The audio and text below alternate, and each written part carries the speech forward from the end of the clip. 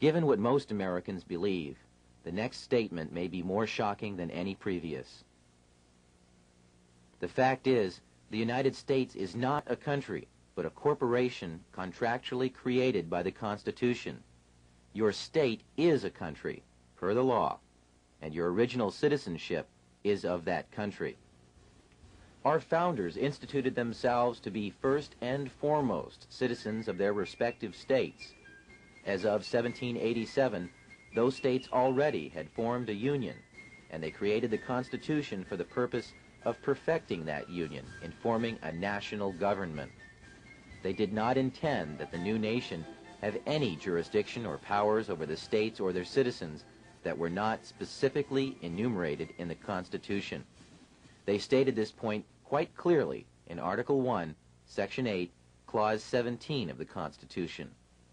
They granted the United States exclusive legislation in all cases whatsoever over such district not exceeding 10 miles square as may become the seat of the government of the United States, our District of Columbia, and to exercise authority over all places purchased by the consent of the states.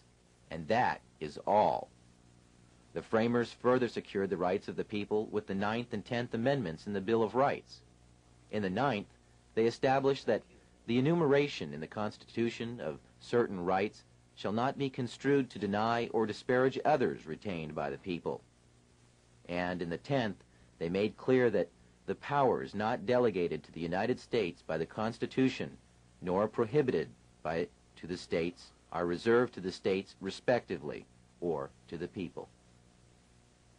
The only way the federal government can have any jurisdiction beyond these constitutional clauses is by written permission or contract.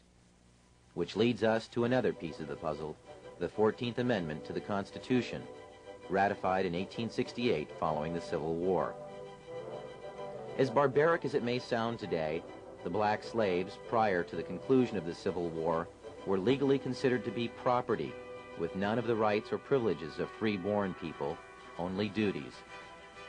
The money interests took advantage of America's desire to free the slaves and found a way to use the swiftly adopted post-war constitutional amendments to enslave all of the people. The deceit is in the wording of both the 13th and 14th Amendments. You will note that the 13th Amendment provides that neither slavery nor involuntary servitude shall exist within the United States. But why the emphasis on involuntary servitude? Isn't it the same thing as slavery? Sure it is. But they had to mention the concept of involuntary servitude because they wished to retain another type of slavery, voluntary servitude. Voluntary servitude is an ancient and established concept. It was the way serfs became subjects to their lords during feudal times in England and other European countries. It was a way for free men to earn a living at a time when all property was held by a select few, and thus anyone who wanted to farm and support their family had first to agree to be subject to a lord of the land. Our forefathers hated this concept and designed our Constitution to exclude titles of nobility, making all Americans sovereign. The 14th Amendment turned the intention of the founders on its ear by making voluntary servitude a requirement for former slaves to gain the rights already guaranteed to free-born United States citizens. When the slaves were released from their involuntary servitude following the war, their status was changed from that of being property to that of being a person. But being a person still entitled them to none of the rights associated with citizenship.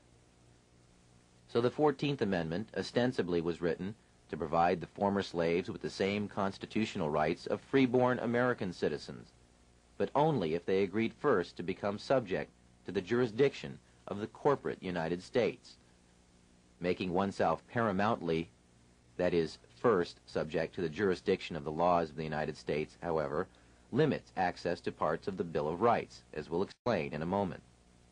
But first remember, anyone who voluntarily subjects himself to the laws or jurisdiction of another is, in every way, obligated to abide by the terms of any contracts or laws established by whomever establishes the rules of the contract.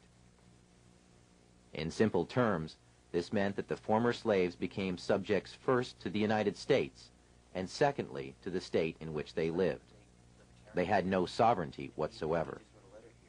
This status had never existed in the United States prior to that time.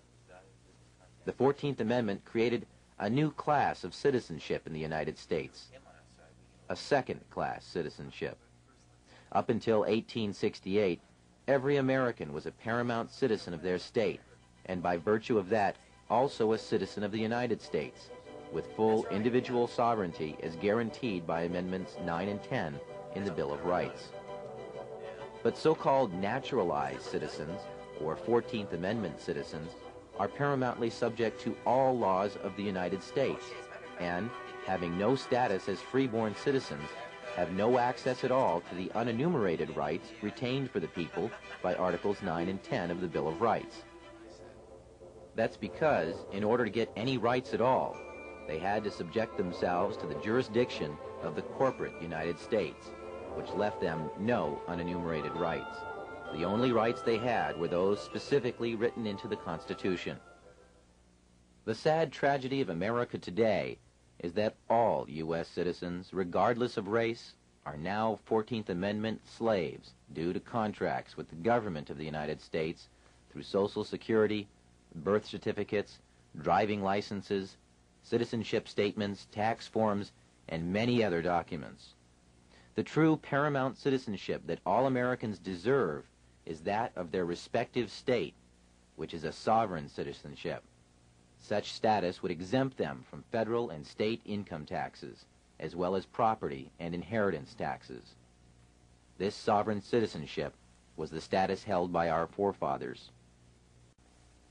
Now, if you're still thinking that the U.S. government needs to have a central bank and collect income tax or it will collapse, think again.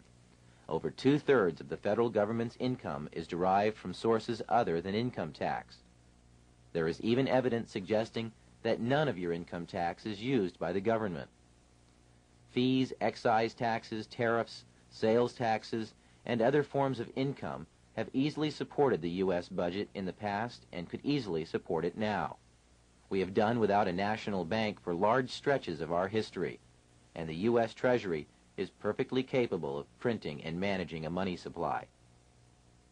In fact, the only constitutionally sanctioned currency is backed by gold or other precious metals. This is a far more stable form of currency and is the type of money the Treasury was designed to handle. The government was doing so well collecting money under these original laws that it had amassed a huge surplus by the time this cartoon was penned 100 years later in 1887, when there still was no income tax collected at all. Up to this point, we have shown you how the money interests have 1. Established the Federal Reserve System, and 2. Exploited a second class of citizenship created by the 14th Amendment for other purposes. And we have mentioned a few names involved in the creation of the Fed. But there are other organizations working for our economic enslavement as well, along with other extremely rich and powerful international bankers. Those who support the Fed have created a global movement to centralize economic power in various puppet organizations that preach peace and stability through some variation of socialism, but act aggressively to draw nations into a web of foreign debt and servitude to their agenda. The United Nations, the World Monetary Fund, and the Council on Foreign Relations are all committed to an agenda of world domination through manipulation of economic power. The Council on Foreign Relations openly admits to being a private club, yet it is the primary recruiting post in both international banking and the federal government of the United States. Richard Nixon, Nelson Rockefeller, John Foster Dulles, Dean Rusk, Alger Hiss, Robert S. McNamara, and every president since FDR, with the exception of John Kennedy, have been members of this exclusive club where super financiers and your elected representatives can mix freely and plan the next step in the consolidation of power in a new world order.